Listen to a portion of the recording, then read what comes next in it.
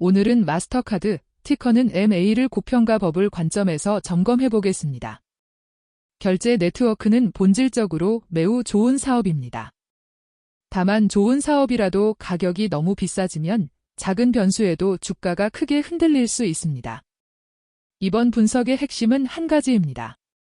마스터카드의 실적은 여전히 탄탄하지만 최근 1개월 이슈와 규제 리스크가 밸류에이션 프리미엄을 흔들 수 있는 구간에 들어왔는지 확인하는 것입니다. 최근 1개월 이슈에서 가장 눈에 띄는 축은 수수료와 규제입니다. 미국에서는 카드 스와이프 수수료, 즉 결제 수수료를 둘러싼 합의안과 그 후속 논쟁이 이어졌습니다. 이 이슈는 단순한 단발 뉴스가 아니라 수익 구조의 핵심인 테이크 레이트에 직접 연결되는 변수입니다. 또 하나는 소송 리스크입니다.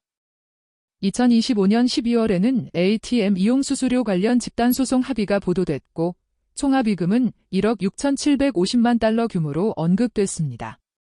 마스터카드가 부담하는 금액도 7,870만 달러 수준으로 거론됩니다. 금액 자체도 의미가 있지만 더 중요한 것은 수수료와 경쟁 제한을 둘러싼 반독점 프레임이 반복적으로 노출된다는 점입니다. 시장은 이런 반복 노출에 프리미엄을 낮추는 방식으로 반응할 때가 많습니다. 그럼에도 불구하고 가장 최근 공개된 실적 흐름은 여전히 강합니다. 2025년 3분기 기준으로 순매출은 86억 달러로 17% 증가했고 순이익은 39억 달러, 희석 주당 순이익은 4.34달러로 발표됐습니다.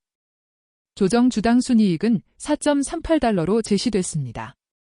거래 지표도 나쁘지 않습니다. 총결 재거래액은 9% 증가, 구매 거래량은 10% 증가, 크로스보더 볼륨은 15% 증가로 언급됩니다. 여기서 중요한 포인트는 두 가지입니다. 첫째, 해외여행과 국경 간 결제가 살아있을 때 크로스보더가 마진과 성장의 엔진 역할을 한다는 점입니다.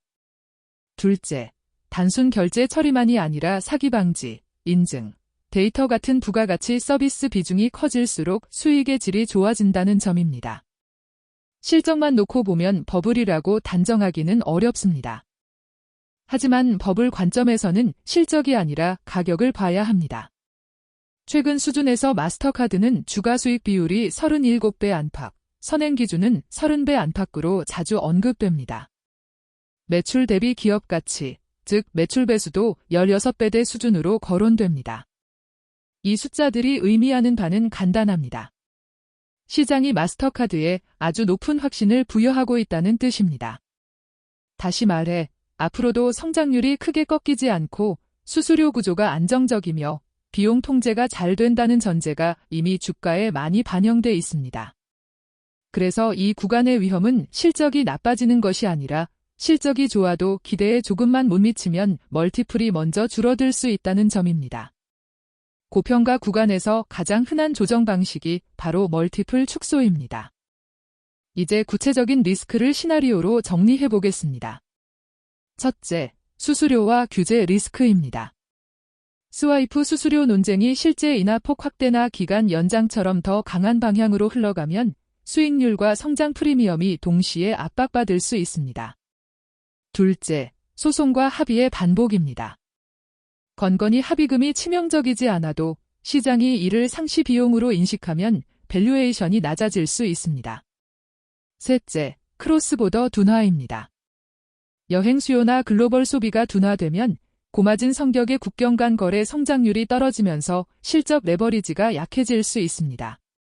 넷째, 경쟁 환경 변화입니다. 계좌이체 기반 결제, 실시간 결제 네트워크, 핀테크에 대한 결제들이 커질수록 가격 협상력이 예전만 못해질 수 있습니다. 다섯째, 비용 구조입니다.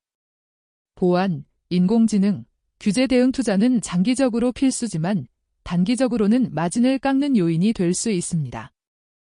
마지막으로 전망과 체크포인트입니다. 버블이 유지되려면 조건이 명확합니다. 크로스보더 성장률이 의미 있게 유지되고 부가가치 서비스 매출이 견조하며 규제와 수수료 이슈가 최악의 방향으로 확산되지 않아야 합니다. 또 주주 환원도 중요합니다. 2025년 12월에 분기 배당을 0.87달러로 14% 인상하고 $140억 규모의 자사주 매입 프로그램을 승인했다는 소식은 수급 측면에서 방어막이 될 수 있습니다. 반대로 조정 트리거는 세 가지로 압축됩니다. 첫째, 수수료 구조에 대한 정책적 압박이 확대되는지. 둘째, 소송과 규제 비용이 반복되며 상시 비용으로 자리 잡는지. 셋째, 크로스보더 성장률이 둔화되는데도 시장 기대치가 높게 고정돼 있는지입니다. 그래서 다음 분기 실적에서 숫자만 보는 것보다 경영진이 수수료 환경과 비용, 그리고 2026년 성장 경로를 어떻게 말하는지를 특히 주의 깊게 들어야 합니다. 고평가 구간의 핵심 전략은 예측이 아니라 확인입니다. 확인 가능한 지표가 유지되면 프리미엄이 정당화되지만 한두 개의 축이 흔들리면 주가는 실적보다 먼저 재평가될 수 있습니다.